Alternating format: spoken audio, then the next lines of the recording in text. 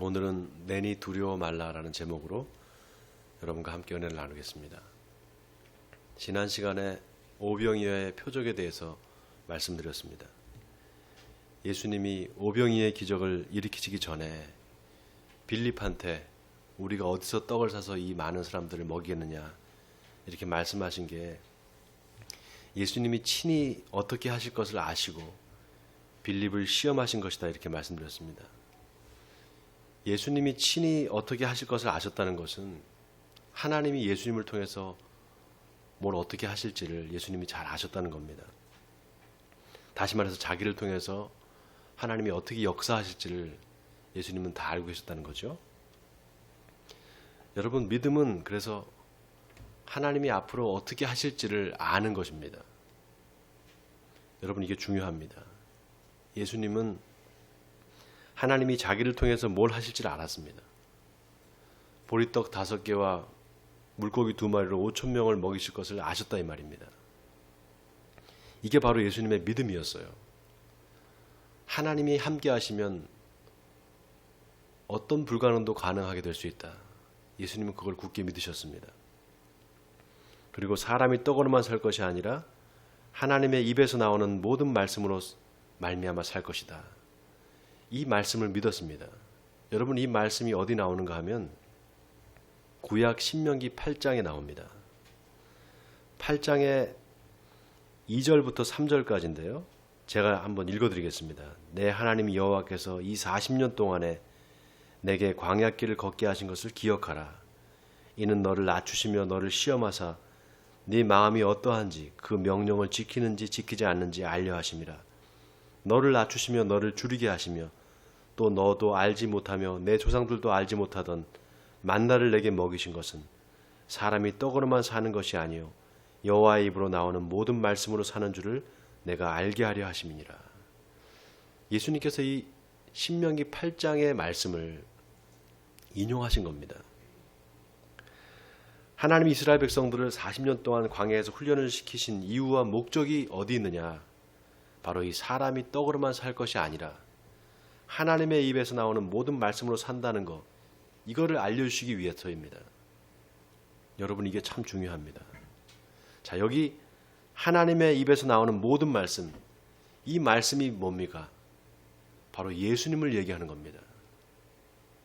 말씀이 육신이 되어 우리 가운데 거하심에 우리가 그의 영광을 보니 아버지의 독생자의 영광이요 은혜와 진리가 충만하더라. 요한복음 1장 14절의 말씀이죠. 그러니까 사람이 떡으로만 사는 것이 아니라 하나님의 입에서 나오는 모든 말씀으로 산다는 건, 다시 말하면 사람이 떡으로만 사는 게 아니라 말씀이 육신이 되신 바로 그 예수 그리스도를 믿음으로 산다 이 말입니다. 여러분, 이거 아멘입니까? 예수 믿으면서도 늘 뭘 먹을까 뭘 입을까 걱정하는 사람이 있습니다. 왜 그럴까요? 하나님의 말씀을 믿지 않기 때문입니다. 지난 시간에 우리가 왜 하나님의 시험에 통과하지 못하는가? 하나님이 하실 일을 모르기 때문이라고 그랬습니다. 여러분 기억나세요? 우리가 왜 하나님이 주시는 그 시험을 통과하지 못하는가? 이유가 있어요. 하나님이 뭘 하실지를 모르기 때문입니다. 그런데 실은 성경에 이미 하나님이 뭘 하실지를 다 계시해 놓으셨어요. 아무것도 없는 광야에서 이스라엘 백성들을 40년 동안 먹이시고 입히셨습니다. 그게 출애굽기, 레위기, 민수기, 신명기에 다 기록되어 있어요. 그러니까 성경 말씀을 제대로 읽고 그걸 믿는다면 하나님이 어떻게 하실지를 다 알고 믿게 됩니다. 이스라엘 백성들을 아무것도 없는 광야에서 40년 동안 먹이시고 입히셨는데 내가 예수 믿고 하나님의 자녀가 되는데 나를 굶기시겠나? 이런 믿음이 생깁니다. 만약에 이런 믿음이 없다면 예수님을 믿는 게 아닙니다. 생각해보면 교회에서 뭘 가르치고 훈련하는가? 바로 이거 가르치고 훈련하는 겁니다. 성경에서 하나님이 어떻게 이스라엘 백성들을 인도하셨는지를 봐라. 그리고 믿으라는 겁니다. 그래서 성경 말씀을 통해서 믿음이 들어간 사람은 절대 흔들리지 않습니다. 다른 어떤 거를 말씀이 아닌 다른 어떤 표적을 보거나 뭘 이상한 기적을 보고 믿은 사람은 자꾸 흔들리는데, 말씀을 보고 그 말씀으로 인해서 믿음이 들어간 사람은 절대 흔들리지 않습니다. 자, 보세요. 오병이어의 표적을 경험한 사람들이, 지난 시간에 우리가 봤죠.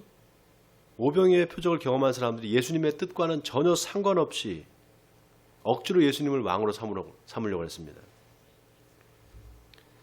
이 사람들이 예수님을 믿긴 믿었는데 표적을 보고 믿은 사람들이었어요. 제가 전에 신호등 이야기를 하면서 표적에 대해 설명을 드렸죠. 신호등에 파란불이 켜지면 어떻게 됩니까? 건너가야죠. 파란불이 켜졌다는 건 건너가라는 사인인 거예요. 그래서 표적을 사인이라고 합니다. 이때 파란불이 켜진 거는 현상이에요. 그렇죠? 파란불이 켜진 현상입니다. 건너가라는 건 뭐예요? 의미죠, 의미. 근데 표적을 보면서 저 파란불이 켜졌네? 표적을 보면서 저 파란불이 켜졌네? 신기하네? 그리고 파란불만 쳐다보면 어떻게 되겠어요? 그게 표적인데, 사인인데. 사람들이 예수님을 왕으로 삼으려 했다는 게 바로 그런 겁니다. 저 사람을 왕으로 세우면 먹고 사는 문제가 해결되겠구나. 5,000명을 먹일 수 있는 사람이라면, 오병이어로 5,000명을 먹을 수 있는 사람이라면 저 사람을 왕으로 세우기만 하면 먹고 사는 문제가 해결되겠구나. 이렇게 생각한 거예요. 그런데 예수님은 그들의 생각과 전혀 달랐습니다. 예수님의 뜻과는 전혀 달랐어요. 그렇기 때문에 예수님이 산으로 올라가신 겁니다. 가셔서 얼마나 계셨는지 모르겠는데 날이 저물었습니다. 제자들이 날이 저무니까 배를 타고 가버나움으로 다시 돌아갑니다. 마태복음하고 마가복음에 똑같은 내용이 기록되어 있는데요. 마태복음과 마가복음에 보면 예수님이 제자들 보고 먼저 가라고 하고 혼자 산으로 가셨다 이렇게 나와 있습니다. 자, 아무튼 예수님을 놔두고 제자들이 배를 타고 이제 바다를 건너가는데 큰 풍랑이입니다. 바람이 불어요. 자, 오늘 본문 18절에 보니까 바람이 불어서 파도가 일어났다 이렇게 나와 있습니다. 마가복음에 보면 바람이 거스름으로 제자들이 힘겹게 노를 저었다 이렇게 기록하고 있어요. 아마도 배를 타고 제자들이 갈릴리 바다를 건너가는데 맞바람이 불었던 것 같아요. 맞바람이 부니까 배를 저으니까 어때요? 잘 가지 않잖아요. 자, 한번 그 PPT를 보여주세요. 여러분, 여기가 이제 갈릴리 호수잖아요. 근데 이 길이가, 갈릴리 호수의 길이가 얼마나 되냐면 21km가 됩니다. 폭은 12km예요. 지금 예수님이 어디 계시냐, 여기 좀 크게 해주세요. 여기 벳세다라는 곳에 계신 거잖아요. 그렇죠? 여기서 어디로 가러 가시냐? 가버나움으로 가시려는 거예요. 여기서 여기까지 이제 건너가야 되는 거죠. 그렇죠? 이 전체 이 폭이 약 12km 정도 된다 그랬잖아요. 자, 그러면은 제자들이 한 10여리쯤 갔다 이렇게 나와 있습니다. 한 10여리쯤 갔다. 10여리 정도는 약 5km 정도입니다. 그러니까 뭐 한 반 정도 왔겠다고 봐야 되겠죠. 아니면 조금 더 가서 한 3분의 2 정도 갔다고 볼 수 있겠죠. 근데 밤은 어둡고 파도가 치니까 잘 가지를 못하는 거예요. 그때 예수님이 바다 위를 걸어서 오십니다. 자, 오늘 본문 19절에 예수께서 바다 위로 걸어 배에 가까이 오심을 보고 두려워하거늘 이렇게 나와 있습니다. 마태복음에는 이때가 밤 4시경이었다 이렇게 기록하고 있습니다. 밤 4시면은 4경이면 밤 4경, 4경이면은 새벽 3시부터 6시까지가 4경입니다. 여러분, 새벽에 동트기 전에가 가장 어둡거든요. 그러니까 칠흑 같은 어둠 속에서 예수님이 바다 위를 걸어오시는 거예요. 그러니까 제자들이 깜짝 놀랐습니다. 재미있는 게 마가복음과 마태복음에 보면 제자들이 예수님을 보고 유령인 줄 알고 무서워서 소리를 질렀다 이렇게 기록하고 있습니다. 소리를 질렀다 이 말은 비명을 질렀다는 겁니다. 악하고 소리를 질렀다는 거예요. 자, 그때 예수님 뭐라고 하시는가? 내니 두려워하지 말라. 자, 따라하겠습니다. 내니 두려워하지 말라. 여러분, 성경에 두려움이라는 말이 언제 처음 나오는 줄 아세요? 두려움이라는 말이 언제 처음 나오는 줄 아십니까? 성경의 창세기 3장에 나옵니다. 창세기 3장에 처음 나와요. 아담이 선악과를 먹고 나서 하나님이 아담을 부릅니다. 아담아, 아담아, 네가 어디 있느냐? 그때 아담이 내가 동산에서 하나님의 소리를 듣고 내가 벗었으므로 두려워하여 숨었나이다 이렇게 말해요. 이때 처음 두려움이라는 말이 나옵니다. 이게 뭘 말하는 거냐? 두려움의 원인이 어디 있느냐? 바로 죄에 있다는 거예요. 죄. 여러분 진짜 무서우면 뭐라 그래요? 무서워 죽겠다 그러잖아요. 그렇죠? 무서워 죽겠네 그러잖아요. 죽음과 연결시키는 거예요. 죽음과 이 두려움을. 그러니까 두려움은 어떤 두려움이야? 죽음에 대한 두려움입니다. 두려움의 모든 두려움의 그 근원은 죽음이에요. 죽음에 대한 두려움입니다. 여러분 죄지면 두려움이 생겨요. 죄지면 두려움이 생깁니다. 여러분 죽음이 없다면 두려움이 있을까요? 예? 죽는 게 없다면 사람들이 죽는 게 없다면 두려움이 있을까요? 없습니다. 죽는 게 없으면 두려움이 없어요. 똑같은 원리로 죄가 없으면 두려움도 없어집니다. 죄가 없잖아요. 그럼 두려움이 없어져요. 왜 두려워하는가? 죄가 있기 때문이에요. 죄를 짓고 나면 죽겠거든요. 하나님께서 아담한테 뭐라 그랬습니까? 동산 모든 실과는 다 네가 먹을 수 있으나 동산 중앙에 있는 선악을 알게 하는 나무 열매는 절대 먹으면 안 된다. 그걸 먹는다면 정령 죽으리라 그랬습니다. 근데 아담이 그걸 먹는단 말이죠. 그러니까 이제 죽을까 봐 두려워하기 시작하는 거예요.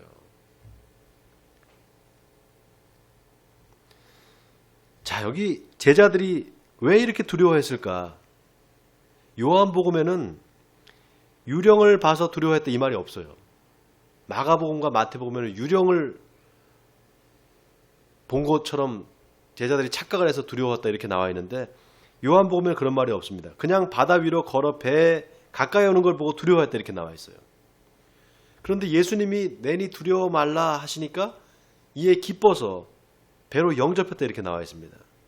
자, 똑같은 내용인데 마가복음에는 조금 다르게 나와요. 우리 한번 성경을 찾아보겠습니다. 마가복음 6장입니다. 마가복음 6장 49절. 제가 가지고 있는 성경 64페이지입니다. 성경을 한번 찾아보겠습니다. 64페이지. 마가복음 6장 49절에서 52절까지인데요. 우리 한번 같이 읽어볼까요? 네, 찾으셨으면 같이 읽겠습니다. 시작. 제자들이 그가 바다 위로 걸어오심을 보고 유령인가 하여 소리 지르니 그들이 다 예수를 보고 놀람이라. 이에 예수께서 곧 그들에게 말씀하여 이르시되 안심하라 내니 두려워하지 말라 하시고 배에 올라 그들에게 가시니 바람이 그치는지라. 제자들이 마음에 심히 놀라니 이는 그들이 그 떡 떼시던 일을 깨닫지 못하고 도리어 그 마음이 둔하여졌음이더라. 자, 여기 마지막 52절에 여러분 주목해 보세요. 이는 그들이 그 떡 떼시던 일을 깨닫지 못하고 도리어 그 마음이 둔하여졌습니다. 자, 여기 그 떡 떼시던 일을 깨닫지 못하고 여기 밑줄 치세요. 영어 성경 NIV 성경에 보면은 이 부분이 For they had not understood about the loaves 이렇게 나와 있습니다. loaves란 말은 떡을 얘기하는 거예요. 이걸 직역을 하면 왜냐하면 떡에 대해서 이해하지 못했기 때문이다. 또 떡에 관한 이해가 없었기 때문이다. 이렇게 직역할 수가 있습니다. 떡에 대해서 이해하지 못했기 때문에 떡에 대한 이해가 없었기 때문에 그렇게 마음이 둔하여지고 두려워했다 이 말이에요. 재미있는 게 NSAB 성경이 또 있어요. 영어 성경이. 거기 보면 For they had not gained any insight from incident of the loaves 이렇게 나와 있어요. 이걸 직역을 하면 오병이어의 사건으로부터 아무런 통찰을, 인사이트를 얻지 못했기 때문이다. 이렇게 나와 있습니다. 우리말로 이거를 깨닫지 못했다 이렇게 번역을 했는데 아주 잘한 번역이에요. 뭔가 깨달아야 된다는 거예요. 그 오병이어의 사건을 통해서. 근데 그걸 깨닫지 못했다는 겁니다. 여러분 보세요. 불과 몇 시간 전입니다. 제자들이 예수님이 오병이어로 5,000명을 먹이시는 것을 직접 눈으로 목격을 했어요. 근데 그걸 봤으면 뭔가 깨달아야 된다는 거예요. 뭔가 거기서 인사이트를 받았어야 된다는 겁니다. 와, 대단하다. 보리떡 5개와 물고기 2마리를 어떻게 5,000명을 먹일 수 있지? 대단한 분이네. 저분을 왕으로 초대해야 되겠다. 이건 뭡니까? 표적을 보고 따라온 군중들의 생각이었어요. 그렇죠? 그런데 예수님의 반응이 어떻습니까? 산으로 그냥 가버렸어요. 피한 겁니다. 그 자리를 떠버린 거예요. 왜냐? 예수님의 뜻과는 전혀 상관없었기 때문에. 자, 그럼 예수님은 오병이어의 표적을 통해서 제자들이 뭘 깨닫기를 바랬을까요? 여러분 이게 중요하잖아요. 뭘 깨닫기를 바랬을까요? 어제 성도님 한 분이 질문하셨어요. 목사님, 마태복음에는 예수님께서 함께 배에 오르사 그랬고 마가복음에는 배에 올라서 그들에게 가시니 이렇게 나와 있는데 요한복음에는 그들이 기뻐서 배로 영접하니라고 나오는데 요한복음을 기록한 사도 요한이 배에 있었기 때문에 자기가 예수님을 보고 한 행동과 마음을 이렇게 표현한 건가요? 이렇게 질문을 하셨어요. 아주 흥미로운 질문이에요. 마가복음과 마태복음은 예수님이 한 행동에 초점이 맞춰져 있어요. 마가복음과 마태복음은. 여러분 나중에 잘 읽어보세요. 마가복음, 마태복음 예수님이 한 행동에 초점이 맞춰져 있는데 반면에 요한복음은 제자들의 행동에 초점이 맞춰져 있습니다. 자, 사도 요한이 왜 제자들이 기뻐하며 예수님을 배로 영접했다 이 말을 왜 썼을까? 물론 요한이 그 배 안에 있었기 때문에 그렇게 기록했을 수도 있을 거예요. 그런데 그거보다 요한은 제자들이 예수님의 음성을 듣고 예수님을 영접하는 순간 두려움이 순식간에 기쁨으로 변했다는 것을 강조하고 싶었던 겁니다. 그래서 여기 영접이라는 단어가 아주 의미심장합니다. 영접한다는 말이 여러분 무슨 뜻입니까? 집에 손님이 오면은 문을 열어준다는 거예요. 영접이라는 의미가 그 의미입니다. 다른 무슨 영혼이 나한테 친접하듯이 그렇게 들어온다는 그런 의미가 절대 아니에요. 영접이라는 말은 손님이 왔을 때 내 방 문을, 내 집 문을 열어서 그 손님을 안으로 들여서 이렇게 인도한다 이런 뜻이에요. 영접한다 그런 의미가 그 뜻입니다.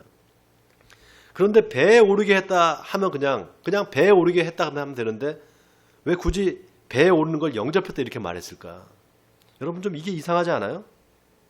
다른 복음서에는 영접했다는 말이 안 나와요.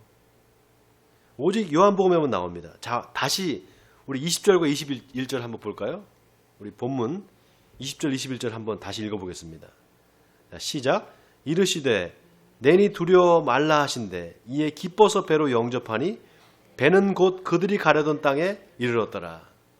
자, 또 하나 제자들이 보고 예수님 보고 기뻐했다 이렇게 나와 있죠. 그렇죠? 영접했다는 말도 있고 기뻐했다는 말이 나옵니다. 기뻐했다는 말도 다른 복음서에는 안 나와요. 요한복음에만 나옵니다. 자, 여기에는 뭔가 사도 요한이 하고 싶은 말이 있는 거예요. 어떤 의도가 있다 이 말입니다. 자, 우리 성경 한 군데 찾겠습니다. 요한복음 20장 19절입니다. 여러분 이러면서 성경 공부를 하는 거예요. 요한복음 20장 19절 제가 가지고 있는 성경 184페이지예요. 자, 성경 184페이지 요한복음 20장 19절 19절과 20절을 우리 같이 또 한 목소리 읽겠습니다. 19절 20절입니다. 시작. 이날 곧 안식 후 첫날 저녁 때 제자들이 유대인들을 두려워하여 모인 곳에 문들을 닫았더니 예수께서 오사 가운데 서서 이르시되 너희에게 평강이 있을지어다. 이 말씀을 하시고 손과 옆구리를 보이시니 제자들이 주를 보고 기뻐하더라. 자, 부활하신 예수님이 제자들에게 나타나세요. 근데 누가복음에 보면 제자들이 예수님을 보고 놀라서 영으로 생각했다 나옵니다. 옛날 성경에 보면 유령인 줄 생각한 줄 이렇게 나와 있어요. 여러분 두 개의 상황이 비슷하지 않아요? 두 개의 상황이 비슷하잖아요. 둘 다 처음에는 예수님을 보고 유령인 줄 알았다는 거예요. 그리고 두려워했습니다. 그런데 나중에 예수님이라는 걸 알고 기뻐했다고 나옵니다. 제가 이 설교 준비를 하면서 이 부분을 읽다가 창세기 1장 말씀이 생각이 났어요. 창세기 1장 말씀이. 태초에 하나님이 천지를 창조하시니라 땅이 혼돈하고 공허하며 깊음 위에 있고 하나님의 영은 수면 위에 운행하시니라. 하나님의 영이 수면 위를 운행하신다. 마치 예수님이 바다 위를 걸어오시는 걸 이야기하는 것 같아요. 여러분 성경에서 바다는 악의 세력을, 죽음의 세력을 상징합니다. 하나님이 홍해 바다를 갈라서 이스라엘 백성들을 가나안 땅으로 인도하시잖아요. 또 요단강을 건널 때 언약궤를 맨 제사장들이 강물을 밟으니까 어떻게 됩니까? 요단 강물이 멈춰 선단 말이죠. 여기서 홍해 바다나 요단강은 다 죽음을 상징하는 겁니다. 그래서 저는 오늘 이 본문이 일종의 암시라고 생각합니다. 여러분 예수님이 제자들을 먼저 보냈습니다. 일부러. 먼저 배를 타고 먼저 보냈어요. 그리고 새벽에 제일 깜깜할 때 바다 위를 걸어오셨어요. 캄캄한 바다에 바람이 불고 파도가 치는데 예수님이 바다를 건너오셨다. 이걸 뭘 이야기하는 겁니까? 예수님은 죽음을 이길 수 있는 분이다. 죽음을 이기고 살아나서 얼마든지 죽음을 이길 수 있는 영원한 생명을 가진 분이다. 이걸 이야기하는 게 아닐까요? 제자들이 오병이의 사건을 통해서 깨달아야 되는 게 바로 이겁니다. 예수가 바로 영원한 생명이다. 그 영원한 생명이신 예수님을 믿으라는 겁니다. 마가복음에 보면 제자들이 예수님 보고 놀란 게 그 떡을 떼시던 일을 깨닫지 못하고 마음이 둔해졌기 때문이다 이렇게 기록하고 있어요. 떡을 떼시던 일을 기억하지 못하고 깨닫지 못하고 뭔가 깨달아야 되는데 깨닫지 못하고 마음이 둔해졌기 때문이다 이렇게 기록하고 있습니다. 이 말은 오병이의 표적을 보고 뭔가 깨달아야 되는데 깨닫지 못했기 때문에 두려워했다는 거예요. 뭘 깨달아야 되느냐? 바로 예수가 영원한 생명이라는 걸 깨달았어야 된다 이거예요. 그걸 깨달았으면 두려워하지 않았을 거다 이 말입니다. 여러분 만약에 예수님이 배에 함께 타고 계셨으면 어땠을까요? 제자들과 함께 배에 타고 계셨으면 어땠을까요? 아마 두려워하지 않았을 겁니다. 예수님이 없었기 때문에 두려운 거예요. 게다가 누가 바다 위를 걸어오니까 순간 유령이라고 생각한 겁니다. 더 두렵겠죠. 그런데 유령이 아니라 예수님인 줄을 알고 두려움이 순식간에 기쁨으로 바뀌는 거예요. 마치 제자들이 부활하신 예수님을 보고 깜짝 놀랐다가 예수님인 줄 알고 기뻐하는 것과 같습니다. 여러분 우리가 살다 보면 두려울 때가 있습니다. 어떨 때 두렵습니까? 건강검진 받으러 갔더니 의사가 당신 좀 이상하니까 정밀검사를 받아보자. 또 무슨 검사입니까 그거? 조직검사를 받아보자. 그러면 어때요? 아, 내가 혹시 암인가? 두렵죠? 죽음이 두려운 겁니다. 죽을까 봐. 여러분 지난주에 시험이 뭐라 그랬어요? 시험이 뭐라 그랬습니까?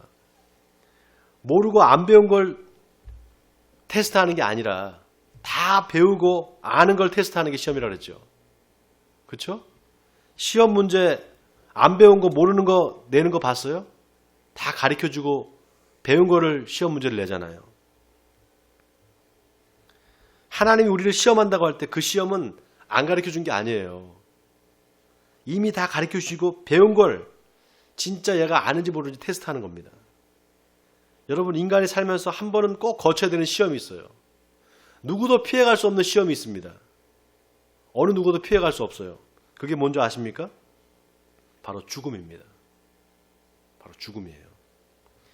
죽음이 왜 시험이냐 그런데 죽음이 왜 시험일까요?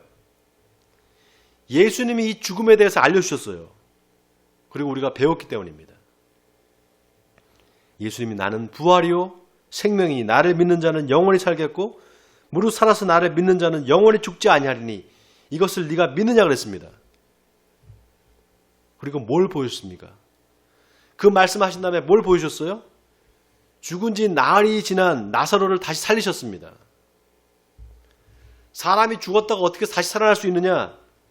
살아날 수 있다. 예수님이 바로 영원한 생명이기 때문에 예수님이 얼마든지 죽었던 생명을 다시 살릴 수 있다. 이걸 보여주신 겁니다. 여러분, 예수님이 그냥 예고 없이 십자가에 돌아가신 게 아니었어요. 갑자기 십자가에 돌아가신 게 아니었습니다. 갑자기 우연한 그게 사건이 아니었어요. 제자들한테 당신이 십자가에 달려 죽을 거를 계속 말씀하셨어요. 그리고 또 3일 만에 부활하실 거다. 이것도 최소한 3번 이상 알려주셨습니다. 여러분 성경을 찾아보세요. 또 죽은 지 나흘 된 나사로를 다시 살려주셨습니다. 이거는 예수님이 자신이 부활이요 생명이라는 걸 직접 보여주신 거예요. 그런 의미에서 저는 오늘 본문이 예수님이 부활해서 제자들한테 갔을 때 제자들이 부활하신 예수님 보고 기뻐할 것을 미리 암시한 게 아닐까 생각합니다. 그걸 암시해 주는 게 아닐까 싶어요. 놀라운 게 오늘 본문에 제자들이 처음에 예수님 보고 놀라서 소리를 질렀습니다. 다른 복음서에는 유령인 줄 알았다고 기록하고 있어요. 그런데 예수님이 내니 두려워 말라 하니까 예수님인 줄 알고 바로 기뻐합니다. 부활하신 예수님을 만났을 때 제자들이 했던 반응과 똑같습니다. 또 하나 의미심장한 표현이 예수님을 배로 영접하자 곧 그들이 가려던 땅에 이르렀다 이렇게 기록하고 있습니다. 이 부분이 아주 의미심장해요. 저는 이 말이 예수님을 마음에 영접한 사람은 죽음의 두려움을 이길 수 있다. 그러니 너희도 영원한 생명이신 예수님을 영접하라. 이 말로 들렸습니다. 날마다 주님을 두려움이 생길 때마다 그 주님을 마음속에 영접하라. 그러면 너희의 그 두려움이 없어질 것이다. 저는 그렇게 들렸어요. 여러분 지금 코로나로 수많은 사람들이 죽고 있습니다. 이게 언제 끝날지 모릅니다. 백신이 나왔다고 하는데 코로나가 종식이 돼도 앞으로 또 다른 바이러스가 나올 거라고 합니다. 더 무서운 바이러스가 온다는 거예요. 그런 소리를 들으면 자꾸 마음에 두려움이 생기죠. 마음에 두려움이 생깁니다. 그러나 여러분, 예수님이 저와 여러분에게 하신 약속이 있습니다. 그게 뭡니까? 내가 세상 끝날까지 너희와 항상 함께 있으리라. 내가 세상 끝날까지 너희와 항상 함께 있으리라. 사랑하는 성도 여러분, 예수님과 동행하신 여러분 되시기 바랍니다. 예수님을 여러분의 마음에 영접하시기 바랍니다. 마음에 두려움이 생길 때 예수님의 이름을 부르시기 바랍니다. 그럼 두려움이 사라질 줄 믿습니다. 원하기는 영원한 생명이신 주님을 믿음으로 두려움을 이기시는 여러분 되시기 바랍니다. 그래서 어떤 두려움이 와도 믿음으로 승리하시는 저와 여러분이 되시기를 주님의 이름으로 간절히 축원드립니다.